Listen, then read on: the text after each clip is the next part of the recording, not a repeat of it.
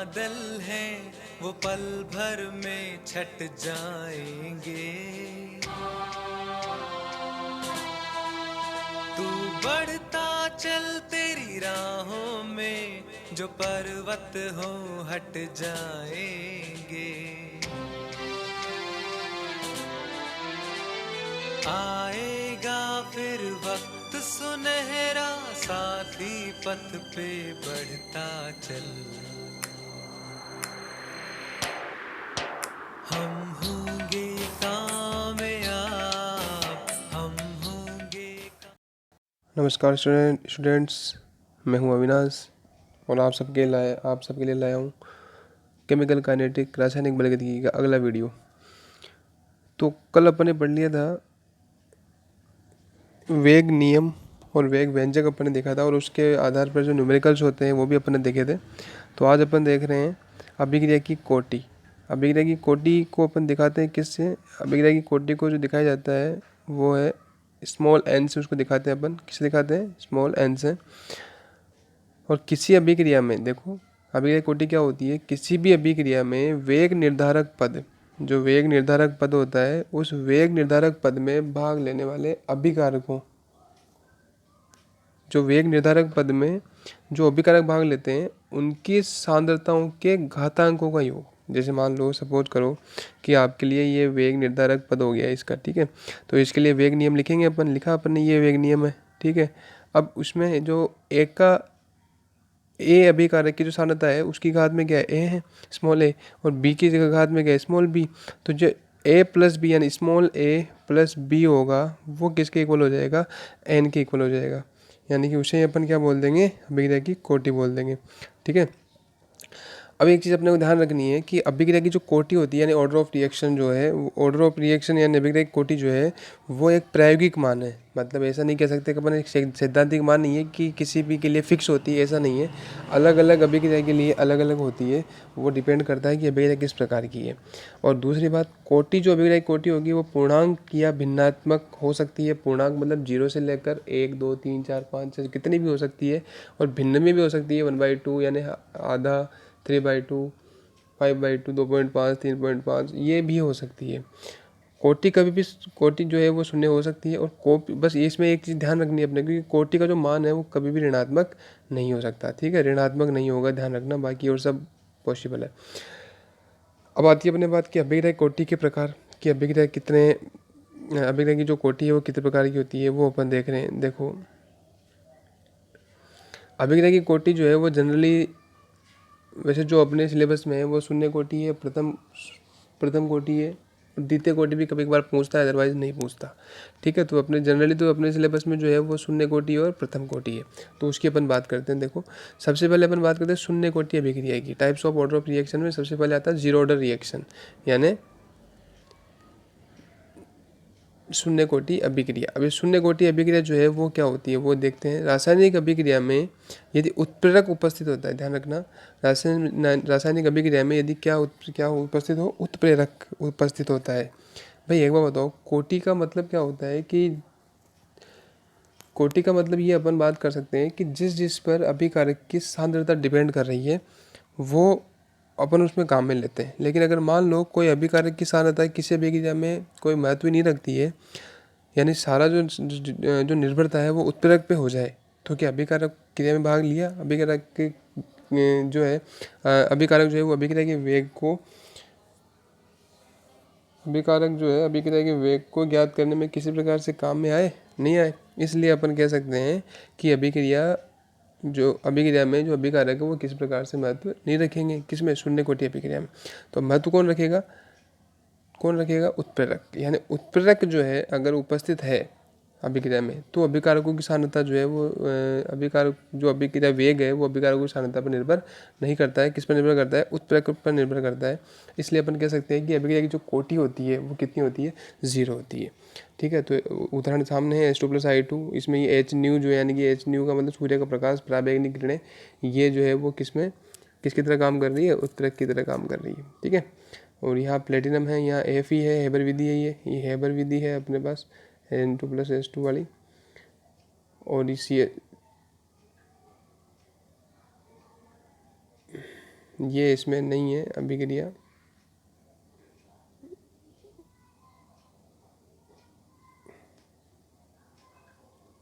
ठीक है, चलो अब अपन नेक्स्ट डिस्कस करते हैं, आगे देखते हैं। देखो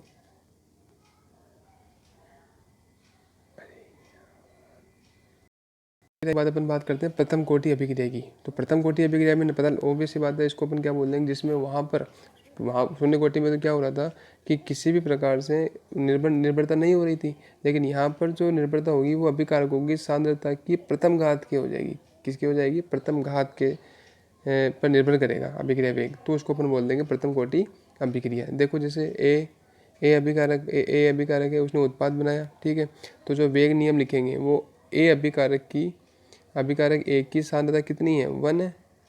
सांद्रता की घात कितनी लगाएंगे? 1 लगाएंगे, क्योंकि इसका मोल कितना है? 1 है, सही है ना। तो जो 1 पर निर्भर कर रहा है इसका मतलब, यानी कि यहाँ n का मान कितना हो जाएगा? 1 हो जाएगा। वैसे ही ये अभिक्रिया, जैसे ये नेक्स्ट अभिक्रिया है, इसमें भी क्या हो रहा है, NH4NO2 की घात में कितना लगाएंगे? 1 लगाएंगे, यानी कि अभिक्रिया की जो कोटि है वो कितनी हो जाएगी? 1 हो जाएगी। ठीक है, प्रथम कोटि अभिक्रिया। और जनरली और एक जो अदर एग्जांपल्स है, देखो रेडियो एक्टिव तत्वों का विघटन जो होता है वो भी कौन सी अभिक्रिया में आता है? प्रथम कोटि अभिक्रिया में आता है। ये याद करना आप लोगों को। ठीक है, रेडियम जो है वो किस में टूट रहा है? रेडोन और हीलियम में टूट रहा है। तो इस तरह से यानी कि जो अभिक्रिया वेग होगा वो डिपेंड कर रहा है किस पर? रेडियम की सांद्रता की 1 घात के। तो इसलिए प्रथम कोटि अभिक्रिया हो जाएगी ये भी। N2O5 नाइट्रोजन पेंटाऑक्साइड का विघटन, ये भी प्रथम कोटि अभिक्रिया है। यहाँ देखो ये अभिक्रिया जो है, इसे दिखते ही तो अपने को ऐसा पता लग रहा है कि अभिक्रिया की जो कोटि है वो कितनी होनी चाहिए? 2 होनी चाहिए, लेकिन यहाँ पर अभिक्रिया की कोटि कितनी होती है? 1 होती है। वो क्यों होती है वो देखना, यहाँ नोट लगा रखा है कि धीमा पद जो है वो क्या होगा? वेग निर्धारक पद होता है। जो धीमा पद होता है वो कैसा पद होता है? वेग निर्धारक। और उसी के आधार पर अपन क्या लिखते हैं? वेग व्यंजक लिखते हैं। और वेग व्यंजक लिखने के बाद उसी के आधार पर क्या निकली जाती है? कोटि ज्ञात की जाती है। क्या ज्ञात की जाती है? कोटि। यानी अपने एक चीज़ ध्यान रखना कि वेग निर्धारक पद जो होता है वो कौन सा पद होता है? धीमा पद होता है। और जो धीमा पद होगा उसे ही अपन क्या बोल देंगे? वेग निर्धारक पद बोल देंगे। ठीक है, वेग निर्धारक पद बोल देंगे, इस चीज़ का ध्यान रखना। धीमा पद वेग निर्धारक पद होता है। तो देखो यहाँ इस अभिक्रियाओं में 3 पदों में पूरी हो रही है। कौन सी? पहली कौन सी? N2O5 जो है गिव्स टू N2O3 + O2, ये धीमा पद है, तो यानी ये वेग निर्धारक पद हो गया। ये देखो, ठीक है, तो यानी जो वेग नियम लिखेंगे वो किस पर निर्भर करेगा? N2O5 की सांद्रता के 1 घात के। तो यानी 1 घात के बराबर निर्भर कर रहा है, इसलिए इसकी कोटि कितनी हो गई भाई? 1 हो जाएगी। आई समझ में सब लोग होंगे? चलो नेक्स्ट अपन बात करते हैं। देखो द्वितीय कोटि अभिक्रिया की बात अपन बात कर रहे हैं। द्वितीय कोटि अभिक्रिया, तो द्वितीय कोटि अभिक्रिया ओबियसली वहाँ प्रथम कोटि अभिक्रिया में क्या हो रहा था कि अभिकारकों की सांद्रता की 1 घात के पर निर्भर कर रहा था, लेकिन यहाँ द्वितीय कोटि अभिक्रिया में 2 घात पर निर्भर करेगा। सीधी सी बात है। वह रासायनिक अभिक्रिया जिसमें अभिक्रिया का वेग अभिकारकों की सांद्रता की द्वितीय घात पर निर्भर करता है। किस पर निर्भर करता है? द्वितीय घात पर। द्वितीय घात पर निर्भर करेगा। जैसे अभिकारक अभिक्रिया अपने पास सामने है, 2A गिव्स टू उत्पाद, ये अभिक्रिया है। ठीक है, अब यहाँ R जो है यानी वेग नियम लिखा अपन ने इसका वेग नियम। तो वेग नियम कैसे लिखेंगे? R बराबर K, A की घात में कितना लगेगा? अब 2 लगेगा ना? 2 लगेगा, नहीं लगेगा? इसका मतलब वो अभिक्रिया कोटि कितनी हो गई? 2 हो गई है। समझ में आ गई बात? इस तरह से तो अभिक्रिया कोटि 2 हो चुकी है यहाँ पर अपने पास। ये उदाहरण दे रखे हैं अपने सामने, जैसे H2O2, इसको जब गर्म करेंगे तो ये H2 और O2 में बन रहा है। ठीक है, ये भी कौन सी कोटि अभिक्रिया है? द्वितीय कोटि अभिक्रिया है। यहाँ वेग नियम लिखेंगे तो H2O2 की पावर में कितना लग जाएगा? 2 लग जाएगा। यहाँ H2 + I2, तो इसके लिए वेग नियम लिखेंगे तो क्या हो जाएगा? देखो वेग नियम लिखेंगे इसके लिए तो क्या हो जाएगा? R बराबर K, H2 की घात में 1 और I2 की घात में भी कितना? 1। तो ये 1 और ये 1 दोनों मिलकर 1 + 1 कितना हो जाएगा? 2 हो जाएगा। यानी n का मान कितना हो गया? 2 हो गया। समझ में आ गई बात? तो इस तरह से यानी n का मान कितना हो जाएगा? 2 हो जाएगा। किसके लिए? द्वितीय ये H2 + I2 gives to 2HI, इस अभिक्रिया के लिए। तृतीय कोटि अभिक्रिया यानी थर्ड ऑर्डर रिएक्शन की अपन बात कर रहे हैं। देखो तृतीय कोटि अभिक्रिया क्या है कि वह अभिक्रिया जिसमें अभिक्रिया वेग अभिकारकों की सांद्रता के 3 घात पर निर्भर करता है। ऑब्वियस सी बात है, जब द्वितीय कोटि अभिक्रिया में 2 घात पर निर्भर कर रहा था, तो तृतीय कोटि अभिक्रिया में कितने घात पर निर्भर करेगा? 3 घात पर निर्भर करेगा। सही है नहीं? अब आगे देखो, जैसे यहाँ अभिक्रिया है अपने पास 3a गिव्स टू उत्पाद, ठीक है। इस अभिक्रिया के लिए वेग नियम लिखा अपन ने, तो यहाँ n का एक की घात में कितना है, 3 है। एक की घात में कितना है, 3 है ना, देखो एक की घात में 3 है तो n का मान कितना हो जाएगा, 3 हो जाएगा। वैसे ही इस अभिक्रिया के लिए एक की घात में कितना लगाएंगे, 2, और b की घात में कितना लगेगा, 1, तो 2 + 1 किया अपन ने, कितना हो गया, 3 हो गया। सेम ऐसे ही यहाँ 1 1 1 1 है तो 1 1 1 को ऐड कर दिया तो 3 हो गए। इस तरह से ये इसका जो उदाहरण है वो यहाँ देख लेंगे आप लोग। FeCl3 SnCl2 gives to 2 FeCl2 + SnCl4, ये इसका उदाहरण है। तो यहाँ R = K FeCl3 का स्क्वायर लगेगा और SnCl2 की पावर में 1 लगेगा, तो 2 + 1 कितना, 3 हो गया, यानी कि ऑर्डर ऑफ रिएक्शन इज 3। आई सब लोगों की समझ में। इस तरह से नेक्स्ट आगे देखते हैं अपन। देखो चलो अब टाइम है आज के इस मोटिवेशनल लाइन का। तो देखो मोटिवेशनल लाइन में क्या है आज के लिए, आपके लिए, अभी तो इस बाज की असली उड़ान बाकी है, अभी तो इस बाज की असली उड़ान बाकी है, अभी तो इस परिंदे का इम्तिहान बाकी है, अभी अभी मैंने लांगा है समुंदरों को, अभी अभी मैंने लांगा है समुंदरों को, अभी तो पूरा आसमान बाकी है। तो ये आप लोगों के लिए। अब इसके बाद बात आती है अपने छदम एकाणु कोटि अभिक्रिया की। जो छदम एकाणु कोटि अभिक्रिया क्या होती है, देखो छदम यानी स्यूडो ऑर्डर रिएक्शन, वो क्या होती है कि ऐसी अभिक्रिया जिसमें अभिक्रिया के 2 अणु उपस्थित हो। भाई भाग लेने वाले जो अणु हैं वो तो कितने होंगे, 2 होंगे, 2 अणु हो, लेकिन उसकी जो कोटि है अभिक्रिया की वो कितनी हो, 1 हो। यानी कि वो जो अभिक्रिया है वो निर्भर, अभिक्रिया की जो निर्भरता है, अभिक्रिया की जो निर्भरता है वो कितने पर हो, 1 पर ही हो। तो उसको अपन क्या बोल देंगे, तो उसको अपन क्या बोल देंगे, अब प्रथम छदम एकाणु कोटि अभिक्रिया बोल देंगे। दूसरे शब्दों में अपन ये भी कह सकते हैं कि वह अभिक्रिया जिसकी कोटि तो कितनी हो, 1 हो, लेकिन अणु संख्यता, यानी कि अणु संख्यता का मतलब जितने अणु उसमें भाग लेते हैं वो कितनी हो, 2 हो। तो उसे अपन क्या बोल, 2 या 2 से ज़्यादा भी हो सकती है, तो उसे अपन क्या बोलेंगे, छदम एकाणु कोटि अभिक्रिया कह सकते हैं। समझ में आ गई बात आप लोगों के। जैसे ये देखो एग्जांपल दे रखे हैं अपने, CH3COO + H2O gives to H+ की उपस्थिति, यानी अम्लीय माध्यम की उपस्थिति में क्रिया हो रही है। ये देखना अम्लीय H+ के आप फिर तुम कहोगे कि सर बराबर के ऊपर जो भी लग गया इसका मतलब उत्प्रेरक होता है, तो इसका मतलब इसकी कोटि 0 होनी चाहिए थी।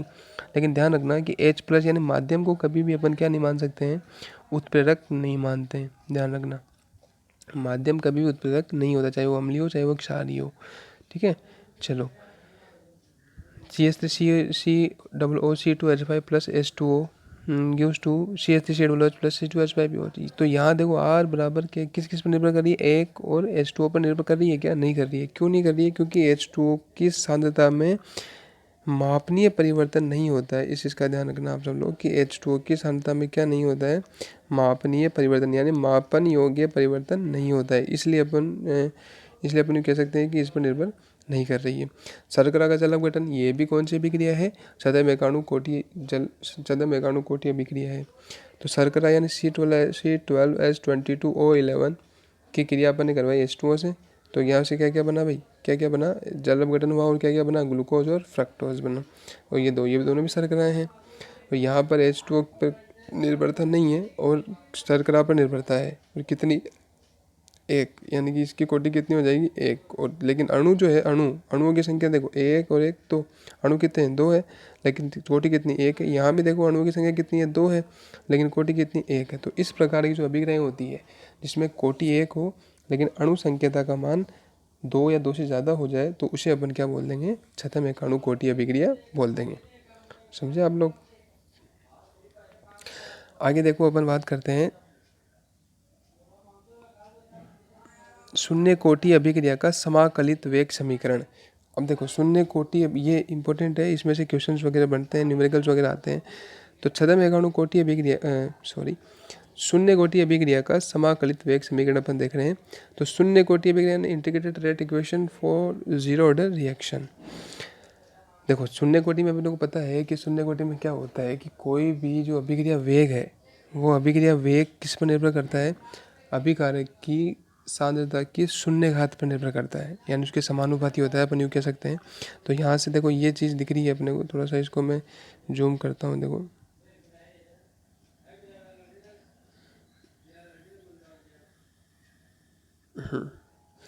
यहाँ से अपने को पता लग रहा है कि आर समानुपाती है किसके? अभिकारक की सांद्रता के 0 घात के। कितने घात के? 0 घात के। तो यहाँ से आगे अपन देखो आर जो है वो क्या? अभिक्रिया वेग है। अभिक्रिया वेग को अपन लिख सकते हैं -dr/dt। लिखा अपन ने, पहले भी पढ़ा अपन इस चीज़ को। ये समानुपाती चिन्ह हटाया तो लगा दिया के। आर नोट ऐसा कैसा ही है, और किसी की भी घात 0 होती है तो उसका मान हमेशा कितना होता है? 1 होता है। तो यानी ये यहाँ से बन के यह नया एक्सप्रेशन ये आ गया। तो इसको अपन क्या बोल देते हैं? अवकलित वेग समीकरण बोल देते हैं। क्या बोल देते हैं इसको अपन? अवकलित वेग समीकरण। समाकलित आगे आएगी, अभी कौन सी आई? अवकलित वेग समीकरण। ठीक है, चलो आगे देखो। डी टी इधर चला गया, क्रॉस मल्टीप्लाई कर दिया अपने, वज्र गुणा कर दिया। ठीक है, तो ये फिर उसके बाद अपन ने क्या किया? दोनों तरफ समाकलन किया, इधर भी किया और इधर भी किया। ठीक है, समाकलन कर दिया, -12 आ गया। -12 आने के बाद 1 रह गया अंदर। जब यहाँ कुछ नहीं होता है वहाँ 1 होता है, पता है आपको। ठीक है, यहाँ भी k बार आ गया, अंदर 1 रह गया। अब किसी की भी जो नियतांक होता है, या यूँ कह सकते हैं अपन की जो न्यूमरल वैल्यू है, अंक है, कोई भी नियतांक है, नियत राशि है, कांस्टेंट है, ठीक है, उसका समाकलन अपन करते हैं। तो ये फॉर्मूला है कि वो राशि और जिसके साथ समाकलन किया जाता है वो प्लस समाकलन नियतांक, ये लगता है, ये फॉर्मूला है। देखो आगे देखो क्या है।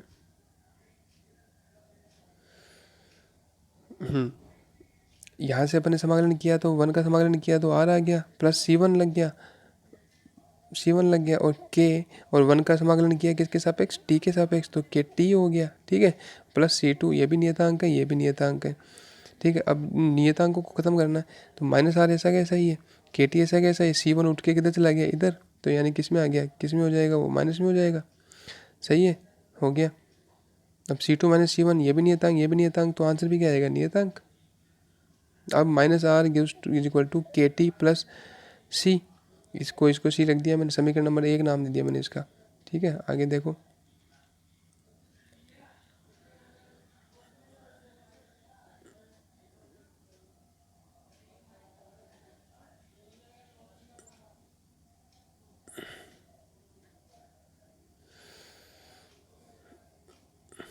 देखो t बराबर 0 पर जो अभिकारक की सांद्रता होती है वो कितनी होती है? r नोट से अपन दिखा रहा हूँ इसको मैं, t बराबर 0 पर, ध्यान रखना कितने पर?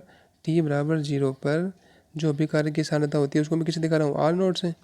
तो r की जगह भाई t बराबर 0 पर जो बची हुई सांद्रता है वो कितनी है? पूरी की पूरी है ना। प्रारंभिक सांद्रता जितनी होगी उतनी ही सांद्रता तो बची रहेगी। बस शुरुआत में, प्रारंभ में तो सारा का सारा अभिकारक वैसा का वैसे रहेगा ना, कुछ खत्म ही नहीं होगा। यानी बची हुई सांद्रता जो है वो कितनी है? r नोट ही है। यानी माइनस समीकरण 1 से अपन बात करें, समीकरण 1 थी अपने पास, तो वहाँ पर अपन क्या कर रहे हैं? देखो समीकरण 1 है अपने पास r, -r is equal to k t plus c. ठीक है, तो -r की जगह अपन ने क्या रखा? r नोट रखा। r की जगह अपन क्या रख रहे हैं? r note.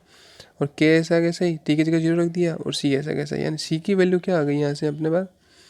c की वैल्यू क्या आ गई है? -r नोट आ गई है। और इसको नंबर नाम दिया अपन ने समीकरण नंबर 2। क्या नाम दे दिया इसको अपन ने? समीकरण नंबर 2। ठीक है, अब देखो आगे।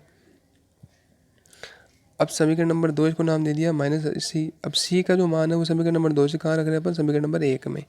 -r ऐसा कैसा ही है, के टी ऐसा कैसा ही है, और प्लस इस c की जगह अपन ने क्या रखा? -r नोट रख दिया। ठीक है, एज इट इज इसको आगे सोल्व करेंगे तो अपने पास ये चीज़ बन के आएगी, और जिसको अपन क्या बोल देंगे? समाकलित वेग समीकरण। किसका? शून्य कोटि अभिक्रिया का समाकलित वेग समीकरण। समझ में आया आप लोगों के लिए? जहाँ पर के क्या चीज़ है? वेग नियतांक। टी क्या है? समय।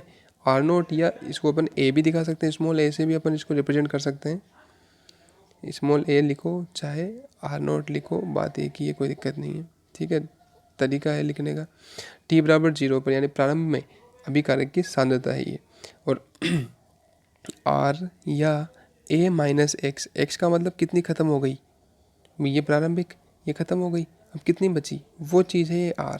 यानी जैसे मान लो 100 थी प्रारंभिक, ठीक है, जैसे 100 प्रारंभिक थी, 100 में से मान लो 30 ख़त्म हो गई, कितनी बची? 70। सही है ना। तो ये क्या चीज़ है, 70 क्या है, आर है, यानी बची हुई सांद्रता है कौन, कैपिटल आर। टी समय पश्चात अभिकारक की बची हुई सांद्रता। समझ में बात आप लोगों को। ये जो चीज़ है ये क्या है, अभी शून्य कोटि अभिक्रिया का समाकलित वेग समीकरण।